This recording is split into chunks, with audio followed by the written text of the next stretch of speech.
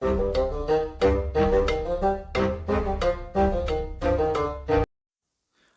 welcome to the Critically Clueless. I'm the Monk, and today we are going to be doing a review for Ancestors Legacy.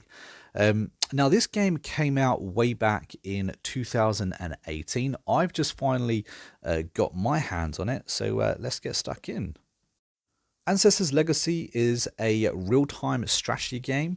It has 4 unique campaigns. You get to play as the Vikings, the Saxons, the Germans, and the Polish, each with 2 different unique storylines. This game has been published and developed by Destructive Creations. It's currently on the PlayStation, the Switch, the Xbox, and the PC, and if you're buying it today, it will set you back around $12.99 ish. So I've done a little bit of research into this game, as well as completing a couple of the actual campaign playthroughs as well. I've played a lot of time within Skirmish mode too.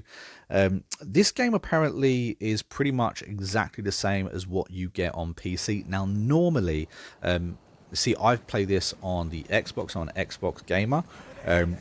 But normally games like this, when it comes over from PC to consoles, we get kind of like a dulled down version. That's just simply not the case in this game. So it's pretty much exactly the same game. There's a few different options within the options menu where you can turn up the graphics, for instance, if you have the capacity to do so. You can, do button layout changes and stuff like that. So I was really excited about those small little details. I was quite excited for this game. It did look something that I would enjoy. Now, I played through the Vikings. I'm showing you Viking gameplay. I don't want to, I guess, spoil it for you is the wrong choice. This is kind of going from, historically accurate events, especially the Saxon period, for instance. So very much of this game is going to be well known to a lot of people anyway. But anyway, all gameplay footage that I'm showing you is actually from the Viking campaign mode. It's the very first story, but there is skirmish mode in this game as well, which is a lot of fun actually. The skirmish mode I was really excited about. It was something that can make or break a game like this, and it's just got that replayability because of it. I mean, technically you could have, eight playthroughs on this game and have completely different playthroughs every single time. So you can imagine that the length of this game is actually pretty good. And when you throw in skirmish mode, which is really where most of the real fun actually comes into play, if you want to, there is a lot of playtime within this game. So as I've already said, this is a real-time strategy game in which you can build up a camp, train units and have them go out and attack other units. You can only ever seem to have 10 units maximum, but that doesn't include your heroes and stuff like that too. So every now and again there will be more troops than, say, the allotted number. But basically, you've got to make tents in order to give yourself more units to unlock, and then you've got to build things like a barracks or an archery. You can increase the defense of your little place and put some archery towers in. You can actually increase the defense as well, and it means that more villagers will come and help defend your little village if it gets attacked, which is quite cool. You can also hire or get people to work on bringing in more food and more wood, more stone and ore. And then with that, as you play through the game, as you earn kills, for instance, you can actually level up your troops as well, which I thought was really cool. So the longer you have a particular troop type, the longer or the more kills they get, the higher level, higher ranked you can get, and you can get them to specialize in whether it is to be faster, or be better at offense, or even be better at defense. It really depends on your playstyle and what you think. I personally always went offense. I figure kill them quick.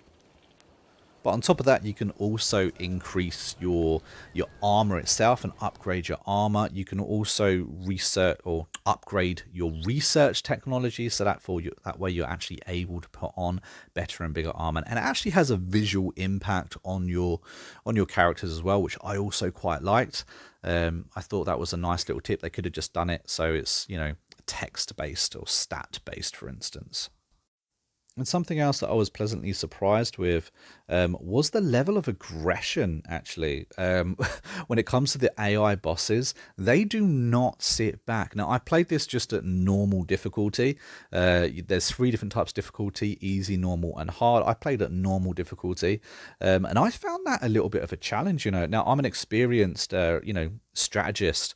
I love playing these types of games. These are definitely my type of games. So when I see one of them's on console, I usually pick it up straight away.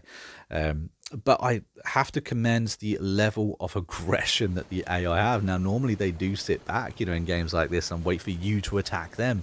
But I found myself constantly being bombarded by attacks, here, there, and everywhere. And when you've got, like, say, 3 or 4 different villages, it's giving you the income to build up your army. Trying to defend all of them is really difficult, especially when 1 second you're being attacked in the north and the next second you're being attacked in the south.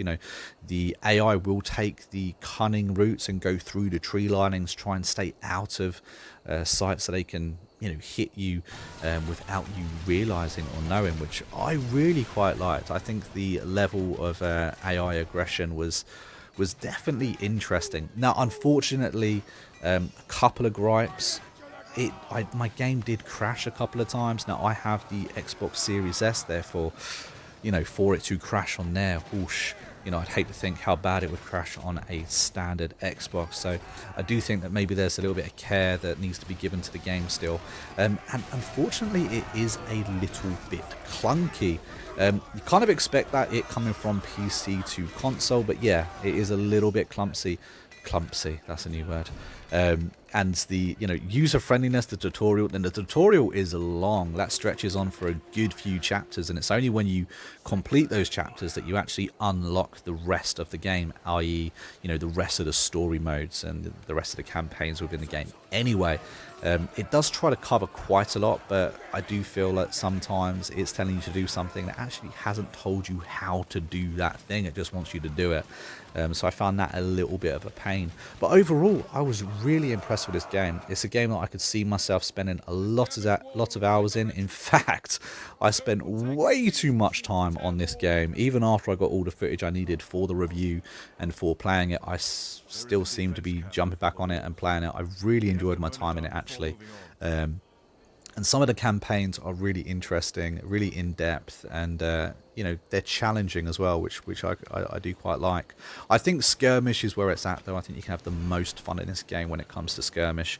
But on verdict, I'm going to give this game a 7 out of 10. Now, that is a very strong score, but there's very few things wrong with this game. Yeah, visually it may not be up to scratch anymore. It still may be dated, but I'm excited to have a real-time strategy game actually on console, one that's been done really well and has some really good features within it as well. And something I actually completely forgot to touch on was the music that you're kind of greeted with when you kind of like load the game up is straight out of Vikings, or maybe even The Last Kingdom. It's very familiar Viking music, which I think suits the tone of the game very well. But overall, a positive review from the Critically Clueless on this game. It's one that I would recommend picking up if you see it on sale. Even more so, pick it up, try it out. If you like these type of games, if you like real-time strategy games, it does it well. And it was pleasantly surprising. I was kind of thinking that maybe it would be a big massive clunky mess, and yeah, it is a little bit clunky, but I still really enjoyed this game. So yeah, big 7 out of 10 from us. But guys, if you've enjoyed this review, please don't forget to hit that like button, and of course subscribe to the channel. That way you don't miss out on more reviews just like this. Of course, we're going to have another one very soon on the way anyway, so until then, I'll catch you later.